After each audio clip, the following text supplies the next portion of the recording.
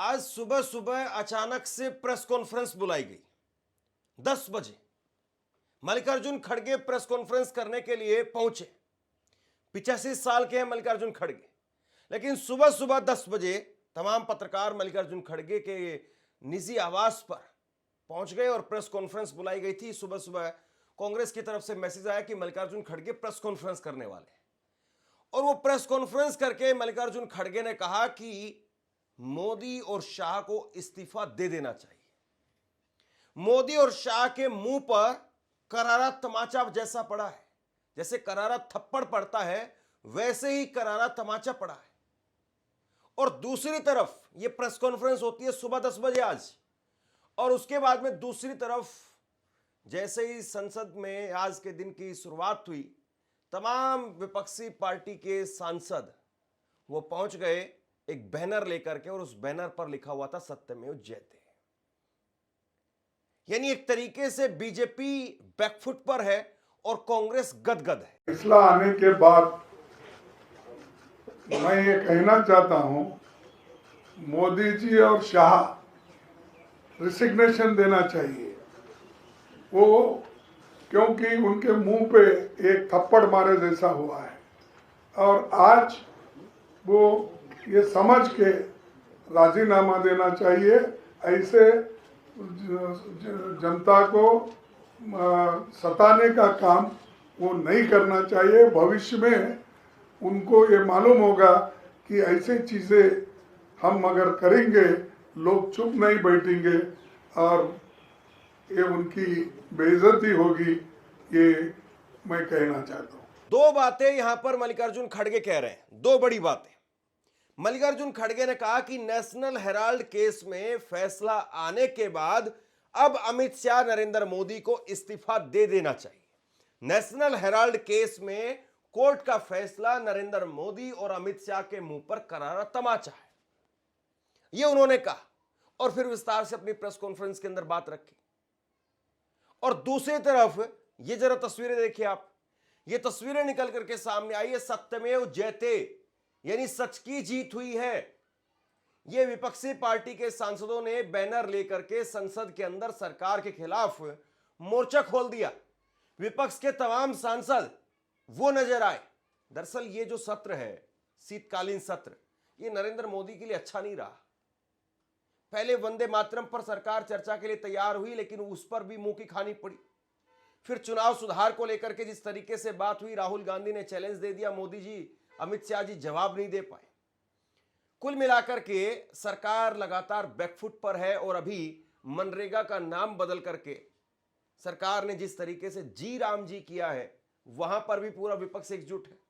और आज विपक्षी सांसदों ने सत्यमेव जयते के नारे लगाते हुए सरकार के खिलाफ मोर्चा खोल दिया।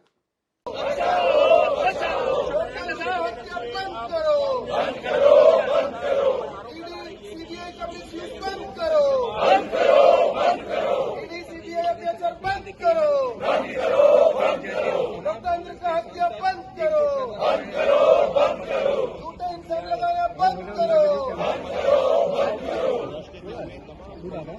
सरकार डाउन डाउन, सरकार हाय हाय हाय हाय। अब यहां दो बातें हैं। एक तरफ बीजेपी है। बीजेपी इस फैसले के बाद में कह रही है कि ये कांग्रेस के लिए टेम्परेरी जीत है। कांग्रेस कह रही कि नहीं भैया, जिस तरीके से पिछले 12 साल से षड्यंत्र रचा जा रहा था, 12 साल से सारे देश की जमीन खोद दी गई कि कहीं से कोई सबूत निकल करके सामने आ जाए, लेकिन 12 साल जिस केस में लगा दिए, और 2021 से 5 साल जिस केस में ईडी लगातार जांच करती रही, उस केस में ये ढंग का सबूत नहीं ला पाए, उस केस को ये ढंग से प्रेजेंट नहीं कर पाए, और उस केस में विशेष अदालत ने आखिरकार राहुल गांधी को, सोनिया गांधी को बहुत बड़ी राहत दे दी और कहा कि ये चार्जशीट ऐसी है, इस चार्जशीट पर हम संज्ञान नहीं ले सकते हैं। जज साहब हैं, जज साहब का नाम है विशाल गोगने।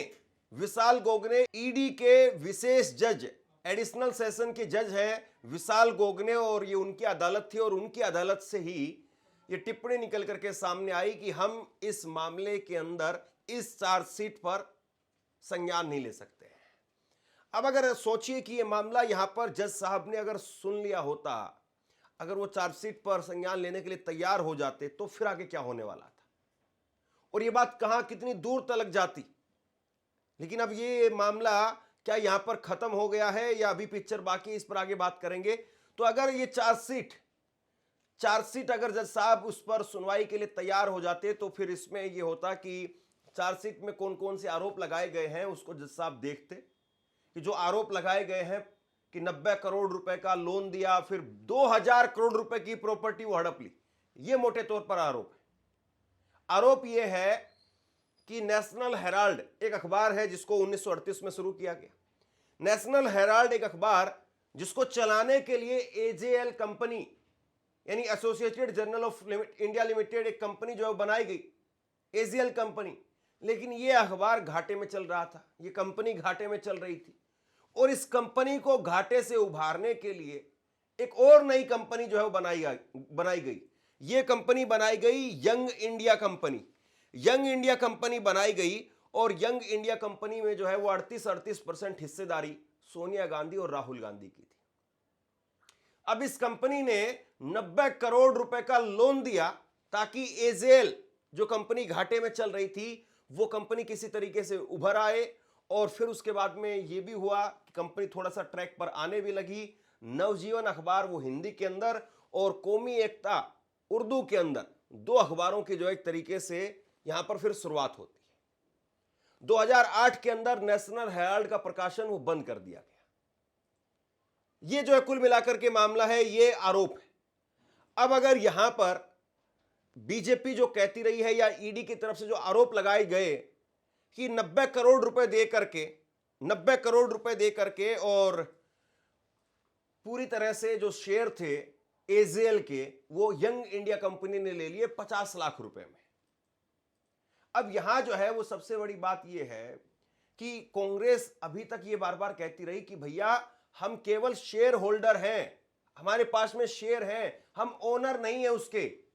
पहली बात। दूसरी बात, यंग इंडिया कंपनी जो बनाई गई वो कंपनी बनाई गई सेक्शन 25 कंपनीज एक्ट के सेक्शन 25 के तहत बनाई गई, यानी वो कंपनी प्रॉफिट कमा ही नहीं सकती थी। जिस कंपनी को लेकर के कहा गया कि राहुल गांधी वो दिल्ली के अंदर, बॉम्बे में, पटना में, भोपाल में, लखनऊ में, अलग अलग जगह पर जो नेशनल हेराल्ड की संपत्तियां हैं, ऑफिस हैं, बिल्डिंग हैं, उनका किराया राहुल गांधी को, सोनिया गांधी को आता था। तो इसमें जो है, और दूसरी बड़ी बात इसमें आरोप यह लगाया गया ईडी की तरफ से कि इसके अंदर बहुत सारे लोगों को फर्जी तरीके से तनख्वाह दी जा रही थी। देखिए, पहली बात तो मोटे तौर पर यह है कि राहुल गांधी, सोनिया गांधी या नरेंद्र मोदी, अमित शाह, ये इतने बड़े आदमी हैं कि इनको 1000-2000 करोड़ रुपए से कोई मतलब नहीं होता। और जिस कंपनी में सीधा इनके नाम का इन्वॉल्वमेंट होता है वहां पर ये किसी को छूने नहीं देते हैं। सबको पता होता है कि कल को सरकार बदलेगी और अगर मेरे नाम पर कोई कंपनी है, मेरे नाम पर कोई चीज है, अगर उसमें कुछ गलत हो रहा है तो यानी मैं नप जाऊंगा। दूसरे के नाम पर कुछ भी है या दूसरी जगह पर कुछ भी चल रहा है या चाचा भतीजा या किसी साले के नाम पर, जीजा के नाम पर कुछ भी हो रहा है तो हो जाता है, लेकिन अपने नाम पर ही कुछ नहीं करते हैं क्योंकि उनको छुड़वाया जा सकता है, नौकरों को छुड़वाया जा सकता है। बहुत सारी जगह पर यह होता है कि किसी राजनेता का पैसा किसी और दूसरे पीए के नाम पर, नौकर के नाम पर, ड्राइवर के नाम पर, सब कुछ उसके नाम पर होता है, उसके पास में कुछ नहीं होता, लेकिन उसको तो यह भी नहीं पता होता कि मेरे कौन से साइन जो है किए गए, उसको बाद में बताया जाता है। तो यहां जो है मोटे तौर पर जो समझने वाली बात है वो यही है कि 2000 करोड़ रुपए के लिए कांग्रेस पार्टी या राहुल गांधी या सोनिया गांधी, वो ऐसा तो नहीं है कि बहुत मरे जा रहे थे, लेकिन कांग्रेस ये कह रही है कि किसी तरीके से इस मामले को लेकर के सुब्रमण्यम स्वामी ने 2014 में शिकायत दर्ज की और उसके बाद में 12 साल से मामला लगातार चल रहा है और किसी तरीके से इस मामले के अंदर राहुल गांधी और सोनिया गांधी उनको फंसाया जाए। अब इसमें 420 की जो है वो भी धारा लगी हुई थी, 7 साल की सजा। बीजेपी कह रही कि अभी भी जो मेन केस है वो चल रहा है, केस खारिज नहीं हुआ है, केवल यहां पर जो चार्जशीट थी उसको खारिज किया गया। तो अभी भी जो है बीजेपी कह रही कि नहीं, फिर से जो है वो चार्जशीट दाखिल की जाएगी। ईडी वो भी कह रही कि फिर से चार्जशीट दाखिल की जाएगी। अब दो ही रास्ते हैं ईडी के पास में या तो ईडी हाईकोर्ट में जाए और हाईकोर्ट में जा करके ये सेशन जज साहब ने जो कहा है, सेशन कोर्ट के जो जज साहब ने कहा है उसके खिलाफ जो है वो अपील करे ऊपर जा करके, या दूसरा ये है कि वो फिर से चार्जशीट यहां पर दाखिल करे। लेकिन सबसे बड़ी बात यह है कि ईडी वो खुद किसी मामले के अंदर मुकदमा दर्ज कर ही नहीं सकती है, ईडी केवल जांच कर सकती है। समझिए आप इस बात को, ईडी किसी भी मामले के अंदर मुकदमा दर्ज नहीं कर सकती है, वो जांच कर सकती है। एफआईआर दर्ज करने का काम वो या तो स्थानीय पुलिस का है या फिर पीई जो बनती है सीबीआई की, उसमें जो है वो मामला दर्ज होता है। ईडी मुकदमा दर्ज नहीं कर सकती, ईडी सिर्फ जांच कर सकती। और जांच भी किस मामले के अंदर?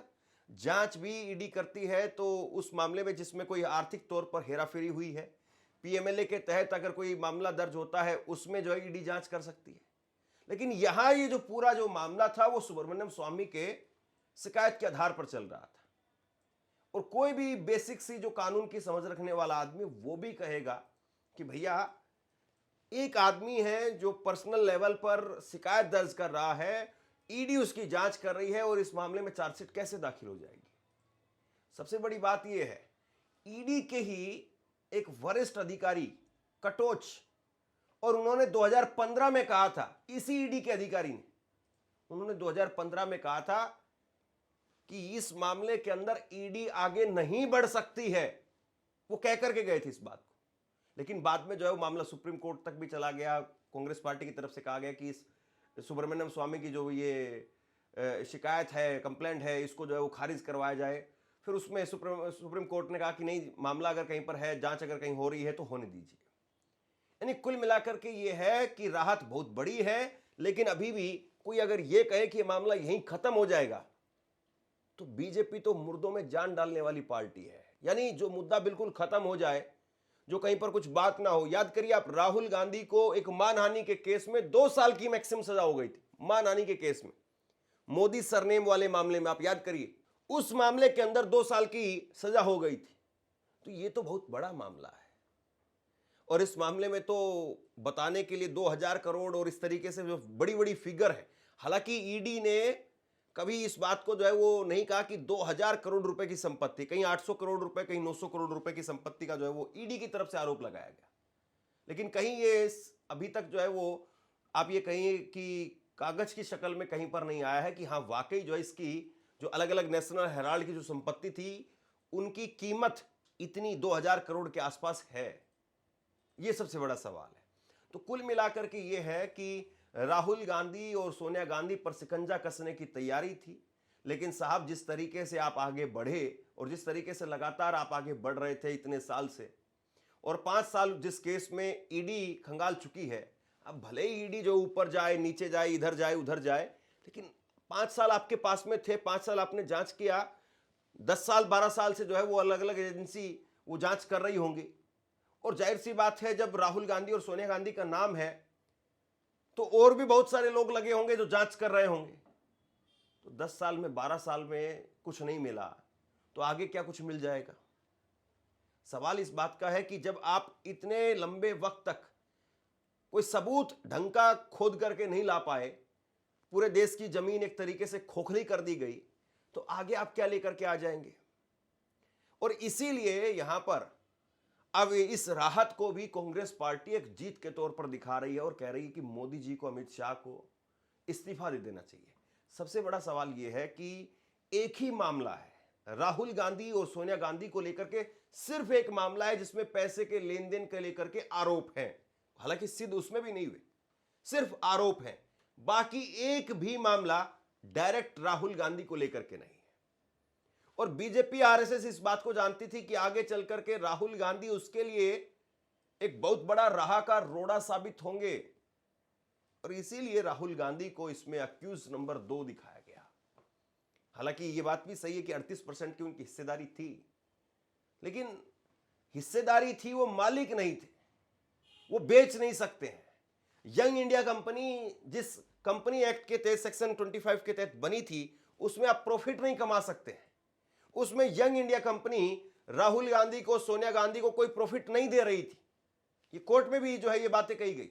और ना ही जो है उस मामले के अंदर राहुल गांधी और सोनिया गांधी को उस कंपनी की तरफ से कोई गाड़ी या किसी प्रकार की कोई ऑफिस की सुविधा वो दी जा रही थी।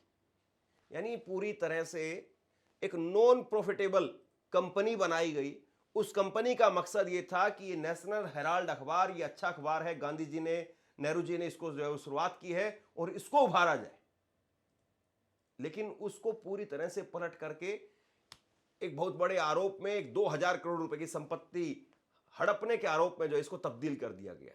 और हो सकता है कि समय के साथ साथ 2000 करोड़ से ये मामला 3000 करोड़ तक पहुंच जाए, लेकिन जब तक बीजेपी की सरकार रहेगी तब तक बीजेपी किसी न किसी तरीके से इसमें नींबू डाल करके, पुदीना डाल करके, चाहे भले इस गन्ने का जो है वो पूरी तरह से जूस निकल चुका है, लेकिन इस गन्ने को फिर से उल्टा करके डालेगी मशीन के अंदर, उसमें नींबू डालेगी, उसमें पुदीना डालेगी, उसमें कुछ न कुछ डाला जाएगा और ये दिखाने बताने की कोशिश होगी कि जो रस निकल करके आ रहा है वो गन्ने का ही रस निकल रहा है। गन्ना तो पिछले 10-12 साल से मशीन में घुमाया जा रहा है। कहीं कुछ होता तो आप बताइए कि बीजेपी जमीन खोद करके क्या पाताल से जो है सबूत ले आती। सबूत नहीं है, इसीलिए क्या घुमाया जा रहा है, सवाल ये है। ये पेपर आज का नहीं, 1938 में फ्रीडम फाइटर्स ने एक पेपर को एस्टेब्लिश किया कि आज़ादी दिलाने के लिए, लेकिन ये लोग आज मनी लैंडिंग, सीबीआई ऐसे एजेंसीज को उपयोग करके हमारे कांग्रेस नेताओं को बदनाम कर रहे हैं। खासकर गांधी फैमिली को उन्होंने सताने के लिए ही ये केस डाला है, नहीं तो इसमें कुछ नहीं है। और कोई एफआईआर नहीं है, कोई प्राइवेट पर्सन एफआईआर डालता है, उसके ऊपर एक कार्रवाई करते हैं। और आज इस दृष्टि से कहा जाएगा कि जो चीज में कोई दम नहीं है उसमें दम भरने की कोशिश करके हर एक को हरासमेंट कर रहे हैं। आपसे कुछ कहना चाहता हूं, आज के वक्त में पत्रकारिता करना कितना मुश्किल काम है, लेकिन अगर ऐसे में भी कोई आपकी खबर दिखा रहा है, कोई आपके मुद्दे पर बात कर रहा है, तो आपको भी उसका साथ देना चाहिए। अगर आपको लगता है कि मेरी पत्रकारिता सही है, मैं आपके लिए आपकी खबर वो दिखा रहा हूं, तो ऐसे में आप मेरा सहयोग कीजिए। आप इस वीडियो को जब लाइक करेंगे तो लाइक के साथ में ही एक थैंक्स का बटन आपको दिखाई देगा। उस थैंक्स के बटन पर आप क्लिक कीजिए और जो भी सहयोग राशि दे सकते हैं वो दीजिए। दूसरा, आप चैनल को ज्वाइन कर सकते हैं और चैनल को ज्वाइन करके भी मुझे मदद कर सकते हैं। अब बीजेपी इसको कह रही कि नहीं कोई बहुत बड़ी राहत नहीं है, लेकिन अगर यही मामला उल्टा हो जाता तो आज पूरे देश में बीजेपी सड़क पर उतर करके जश्न मना रही होती।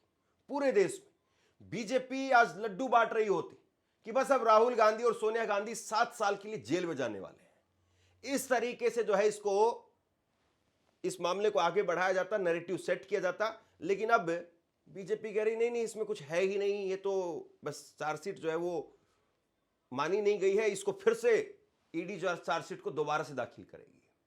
तो बहरहाल पूरा मामला मैंने आपके सामने रखा है। आप बताइए कि बीजेपी के आरोपों में दम है या कांग्रेस जो बात कह रही है उसमें आपको सच्चाई नजर आती है? नीचे कमेंट बॉक्स में लिख करके अपनी राय जरूर बताइए। इस खबर को शेयर कीजिए। धन्यवाद।